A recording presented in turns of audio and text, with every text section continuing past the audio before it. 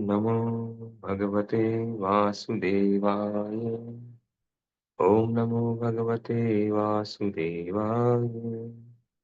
ओम नमो भगवते वासुदेवाय।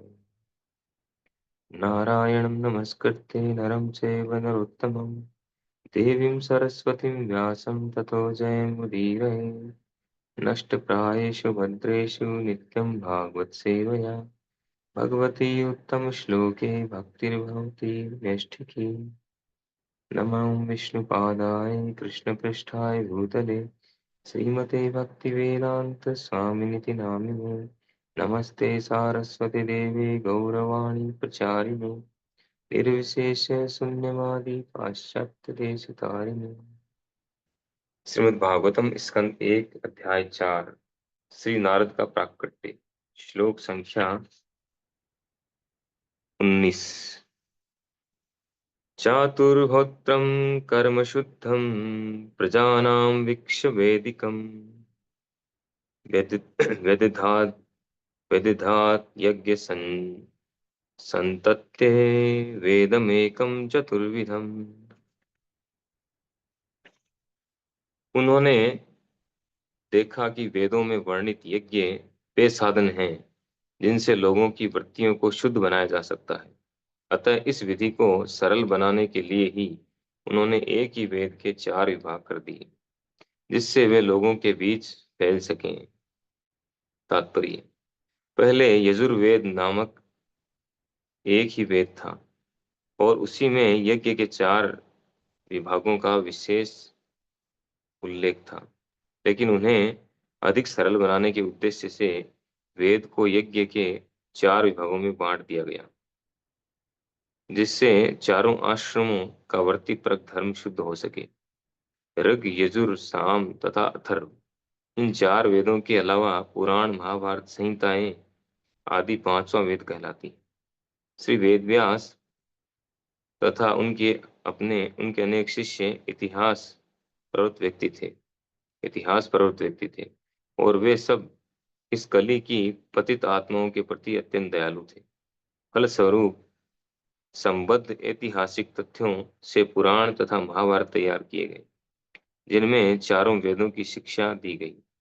पुराणों तथा महाभारत को वेदों का अभिन्न अंग मानने में कोई शंका नहीं होनी चाहिए। छांदोग्य उपनिषद 7:1-4 में पुराणों तथा महाभारत को, जिन्हें सामान्य रूप से इतिहास माना जाता है, पंचम वेद कहा गया है। श्री जीव गोस्वामी के मतानुसार शास्त्रों की अपनी अपनी महत्ता आंकने की यही विधि है। श्रील प्रभुपाद की जय। तो यहाँ पर जैसा कि हम पिछले श्लोकों में पढ़ रहे हैं व्यास देव जी के विषय में, व्यास देव जी की महिमा बता रहे थे, उनकी क्या विशेषताएं हैं, कैसे उनका जन्म हुआ।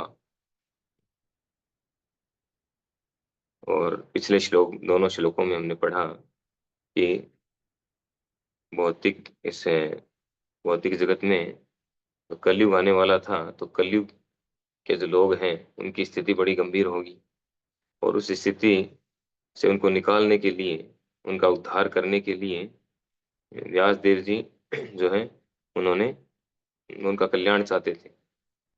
तो व्यास देव जी ने उनका फ्यूचर देखा कि कलयुग में आने वाले लोग कैसे होंगे, उनकी स्थिति क्या होगी, समाज की स्थिति क्या होगी, इस पृथ्वी पर स्थिति कैसी रहेगी। कुछ भी पॉजिटिव नहीं होगा, हर चीज की कमी रहेगी। तो ये सब देखते हुए उनको बड़ी दया आई और उन्होंने क्या किया, जो वेद हैं, जो कि पहले यजुर्वेद नामक एक ही वेद था जिसमें सारा सब कुछ दिया हुआ है, सारी जानकारी दी हुई है, तो उस यजुर्वेद को 4 भागों में डिवाइड किया ताकि उसका विस्तार हो सके और प्रत्येक लोगों तक ये पहुंच सके इसका ज्ञान। साथ ही साथ क्योंकि केवल एक वेद के द्वारा, तो यजुर्वेद है, उसमें जो दिया हुआ है सारा ज्ञान दिया हुआ है 4 वर्णाश्रम के लिए, वर्णाश्रम सभी के लिए, तो उसको समझ पाना बहुत मुश्किल है, उसकी लैंग्वेज भी कठिन है। दूसरा, वो लिखा हुआ नहीं था पहले, केवल सुनकर के सीखा जाता था, श्रुति श्रुति शास्त्र गुरु शिष्य से। तो कलयुग के लोगों की स्थिति ऐसी थी, ऐसी होने वाली थी कि वो सुन करके नहीं सीख सकते, उनको लिखित में चाहिए। एक बार क्या 10 बार सुनेंगे तो भी याद नहीं होगा। कलयुग के लोगों की स्थिति ऐसी है। तो इसलिए उन्होंने लिखित रूप में किया। दूसरा, उसका विस्तार किया। इसलिए उनको वेद व्यास बोला जाता है। वेदों का विस्तार किया उन्होंने।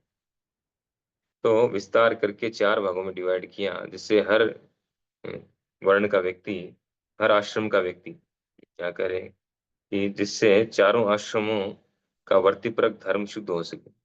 चारों आश्रम अर्थात ब्रह्मचारी, गृहस्थ, वानप्रस्थ, संन्यास, चारों आश्रमों के व्यक्ति इसको समझ सके और अपने जीवन लक्ष्य को प्राप्त कर सके। चारों आश्रमों का लक्ष्य एक ही है। वर्णाश्रम आचार बता, यजेते पुरुष परम, विष्णु आराध्यते पुंसाम नन्यत तत्तोष कारण। चारों आश्रमों के व्यक्तियों का लक्ष्य है भगवान विष्णु को प्रसन्न करना। दूसरा कोई लक्ष्य नहीं है। अपने अपनी वृत्ति पर कार्यों के द्वारा भगवान को प्रसन्न करना। चाहे वो ब्रह्मचारी हो, गृहस्थ हो, वानप्रस्थी हो या सन्यासी हो, लक्ष्य एक ही है। तो ये लक्ष्य प्राप्त करने के लिए उन्होंने वेदों को अलग अलग भागों में डिवाइड किया। और इसके अलावा उन्होंने पुराण, महाभारत और संहिताएं, इनकी रचना की। तो पुराण जो है, पुराण और महाभारत और संहिताएं, इन तीनों को पंचम वेद कहा जाता है, पांचवा वेद। क्योंकि ये अलग नहीं है वेदों से। वेदों की ही शिक्षाएं हैं इसमें, स्टोरी फॉर्म में। वेदों में मंत्र रूप में है, सिद्धांत रूप में है, लेकिन उन सिद्धांतों को, उन मंत्रों को जीवन में अपना करके क्या हुआ, उसका क्या परिणाम हुआ, वो सारी कथाएं जो हैं, उन भक्तों की, उन लोगों की कथाएं पुराणों में दी गई है। तो इससे हम, क्योंकि हम लोग जो हैं एग्जाम्पल से ज्यादा अच्छे से समझते हैं। डायरेक्ट हमें बताया कि ये करो, ये करो, ऐसा होगा, वो करो, ऐसा होगा, तो हम इसको एक्सेप्ट नहीं करेंगे जल्दी से। कर भी लेंगे तो पूरा विश्वास नहीं होगा। लेकिन कोई उदाहरण देके समझाया जाएगा, देखो उस व्यक्ति ने ऐसा किया, उसको ये मिला, उसके साथ ये हुआ, तब हम जल्दी समझेंगे कि अरे इसके, उसके साथ हो सकता तो हमारे साथ भी हो सकता है, उसे मिल सकता है, हमें भी मिल सकता है। तो इसलिए ये जितनी भी इस तरह की कथाएं हुई थी या इस तरह की घटनाएं हुई, उन सारी घटनाओं को संजो करके और पुराणों में उसको संयुक्त किया गया, पुराणों की रचना की गई। तो अलग अलग प्रकार के पुराण, कर्म कांड फॉलो करने वालों के लिए उस तरह के पुराण हैं। तो उस तरह की जो घटनाएं हैं कि जिन्होंने कर्म कांड को फॉलो किया, करके उनके जीवन में उनको क्या लाभ मिला, कैसे उनकी प्रगति हुई, उन घटनाओं को लेकर के वैसे पुराण बनाए गए।